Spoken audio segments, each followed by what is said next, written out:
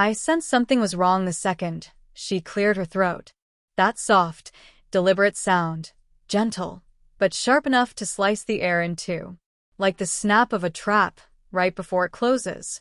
"Ladies, my wife, Elena," announced, lifting her wine glass dramatically. "I've come up with a few new rules for my husband." The room exploded with laughter. Her friends leaned in closer, eyes gleaming with the kind of anticipation people get when someone else is about to be publicly embarrassed for their amusement. My stomach dropped. I didn't know what these rules would be. I didn't know why she suddenly needed them. But I knew one thing for certain. Whatever came next would sting. And God did it. 1. The rules. It was supposed to be a simple dinner. Just Elena and her 3 closest friends, loud, confident, successful women who made you feel like you'd walked into the wrong life, wearing the wrong everything. I cooked. I cleaned. I set the table. Elena didn't thank me. Instead, she stood at the head of the table and, with that forced smile she used when she wasn't truly smiling, declared, "Rule number 1. Daniel no longer gets to choose our weekend plans. He tends to pick boring things." Her friends laughed. I felt the first crack. "Rule number 2, she said, swirling her glass. "He needs to ask before buying anything. Last week he bought a drill." "A drill for what?" "I needed it," I murmured. They pretended I wasn't there. "And rule number 3. She paused, savoring the attention. "He is not allowed to question me when I go out. My time is mine." Her friends clapped. One even whistled. I sat frozen, gripping my knees so tightly my knuckles turned white. She never once looked at me, not even to check if I was okay. It wasn't playfulness. It was a performance, humiliation camouflaged as humor. A joke meant to cover something. I didn't know what yet, but I intended to find out. 2. The slow unraveling. When the guests left, Elena didn't mention the rules. She acted like nothing had happened. She walked straight to the bedroom, humming softly. "Elena," I said, palms sweating as she took off her earrings. "What was that?" "A bit of fun," she shrugged. "Don't be dramatic. You embarrass me." I scoffed. "You embarrass yourself enough." Something cold slid down my spine. This wasn't the woman I married. Not the woman who used to wrap her arms around my waist while I cooked, whispering silly jokes into my ear. Not the woman who cried when she promised to love me. This version was distant, sharp in places she never used to be. I watched her through the mirror. She wouldn't meet my eyes. "Is there something you want to tell me?" I asked. "No." Too quick. Which meant yes. 3. Crumbs of truth. The signs were small at first. Late nights, she claimed, were just work. Secretive smiles at her phone before locking it instantly. A new perfume. Rich, musky, intimate. Nothing like her usual floral scents. And the biggest sign. She stopped reaching for me at night. She used to curl into me without thinking. Now she slept facing the edge of the bed, her back a wall I couldn't climb. One night, after she brushed past me with a cold good night, I sat in the dark kitchen for hours, staring at nothing. My stomach churned with a fear I refused to name. She wouldn't cheat. She couldn't. She's stressed, I told myself. She's different, but she still loves me, right? Denial is a soft pillow. Until it suffocates you. 4.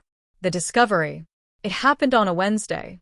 She left her laptop open on the couch while running a shower. A rare slip. Elena had been guarding her devices more fiercely than her own heartbeat lately. I didn't intend to snoop. I really didn't. But then a message popped up in the corner of the screen. A name I vaguely recognized. "Are we still on for Friday? I miss you." Every drop of blood left my face. Another message followed. "He still doesn't know." My chest tightened. My throat closed.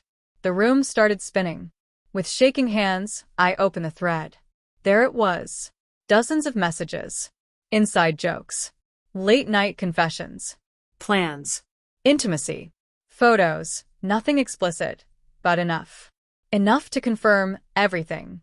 Enough to break something inside me so violently I felt sick. She cheated.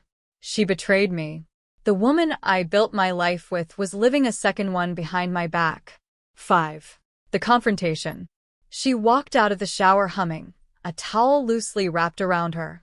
"Hey," she said casually, until she saw my face. "What?" I held up her laptop. She froze.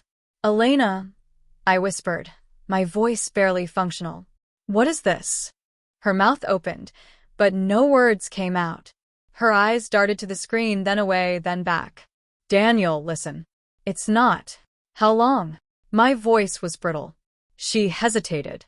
"How long, Elena?" I repeated, louder. She swallowed. "A few months." Just like that. No tears. No apology. Just a calm, flat confession, as if she were stating the time. "A few months," I echoed, breaking. "While you were making rules for me. While you laughed with your friends." "That had nothing to do with it," she snapped defensively. "You've been distant. You've been boring, Daniel. I needed something." "You needed someone who wasn't your husband," I said, the words burning. She turned away, rubbing her arms. "I didn't want you to find out like this. You didn't want me to find out at all." She didn't deny it. And something soft inside me, the forgiving part, the patient part, the hopeful part, finally died. 6. The foot down. That weekend, her friends came over again. She expected me to cook, clean, play host, as if nothing had shattered. As if I hadn't spent 2 days drowning in quiet devastation.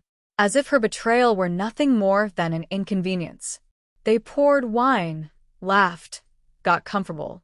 Then one of them smirked at me. "So," she teased, "any new rules today?" They giggled. Elena didn't even pretend to be embarrassed. And that's when something inside me snapped back into place. Not the weak part, but the part she'd been crushing for months. I stood up, walked into the middle of the room, and spoke loud enough for everyone to hear. "Yes," I said. "I have a new rule." The room went dead silent. Elena turned, color draining from her face. "Daniel, don't." But I kept going. "Rule number 1. I will not be disrespected in my own home." Her friends stopped smiling. "Rule number 2. I will not stay married to someone who cheats." A gasp rippled through the room. Elena's glass slipped in her hand. "And rule number 3, I said, my voice steady now. "I will not be turned into a joke by a woman who has already made a fool of herself." Her friends stared at her. Really stared.